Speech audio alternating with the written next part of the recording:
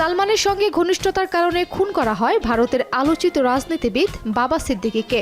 আর সেই খুনের দায় স্বীকার করে কুখ্যাত গ্যাংস্টার বিষ্ণুই। এরপর থেকেই সতর্ক সালমান। সরকারের পক্ষ থেকেও কড়া নিরাপত্তায় এই অভিনেতা। নতুন বছরে নিরাপত্তার বেষ্টনী জোরদার করতে দেখা গেল সালমান খানের। গ্যালাক্সি অ্যাপার্টমেন্টে নিরাপত্তা ব্যবস্থা জোরদারের কাজ চলছে। বাড়ির বারান্দা এবং জানালা নিশ্ছিদ্র করার কাজ চলছে।